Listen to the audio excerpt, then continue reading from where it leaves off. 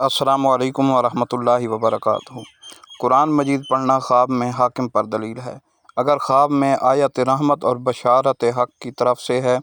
تو واجب ہے کہ خیرات کرے اور شکر حق بجا لائے، اور اگر دیکھے کہ آیت پڑھی ہے تو حق تعالیٰ کے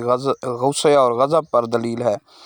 توبہ کرے اور حق تعالیٰ کی طرف رجوع کریں، اور اگر دیکھے کہ قصص اور امثال میں سے آیت پڑھی ہے تو دلیل ہے کہ گناہ کرے گا۔ حضرت ابراہیم کرمانی رحمۃ اللہ علیہ نے فرمایا، اگر خواب میں دیکھے کہ آدھا قرآن مجید پڑھا ہے، دلیل ہے کہ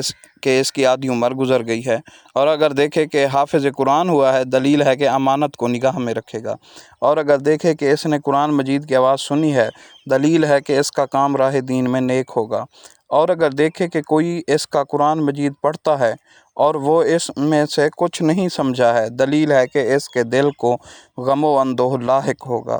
حضرت جابر مغربی رحمۃ اللہ علیہ نے فرمایا، اگر دیکھے کہ پورا قرآن مجید ختم کیا ہے، دلیل ہے کہ مراد کو پائے گا، اور بعض اہل تعبیر نے بیان کیا ہے اس کی عمر آخر کو پہنچی ہے، اور اگر دیکھے کہ قرآن مجید کو بلند آواز سے پڑھتا ہے، دلیل ہے کہ اس کا کام بلند ہوگا اور لوگوں میں مشہور ہوگا، اور اگر دیکھے جو آیت پڑھی ہے اس کو یاد ہے، دلیل ہے کہ اس آیت کی تفسیر اس کی تعبیر ہے۔ حضرت اسماعیل اشعث رحمۃ اللہ علیہ نے فرمایا، اگر دیکھے قرآن مجید کا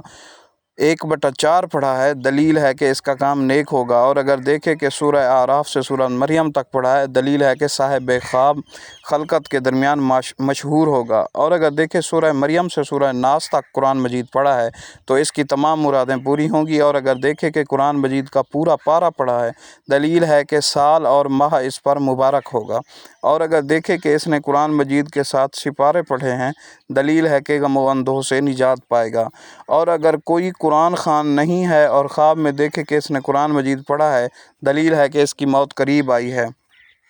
اور اگر دیکھے کہ برہنہ ہے اور قرآن مجید پڑھتا ہے، دلیل ہے کہ خواہش مند ہوگا، اور اگر پاک اور ناپاک جگہ پھرتا ہے، دلیل ہے کہ اس کے اعتقاد میں خلل ہوگا۔ حضرت امام جعفر صادق رضی اللہ تعالیٰ عنہ نے فرمایا، خواب میں قرآن مجید کا پڑھنا 4 وجہ پر ہے: نمبر 1 آفت سے سلامتی پانا، نمبر 2 درویشی کے بعد دولت، نمبر 3 دل کی مراد پانا، اور نمبر 4 بیداری اور پرہیزگاری کرنا۔ ایسے لوگوں کو جو گنہگار ہیں ان کے لیے عذاب اور سزا کی قیامت کے دن حجت کا قائم ہونا ہے۔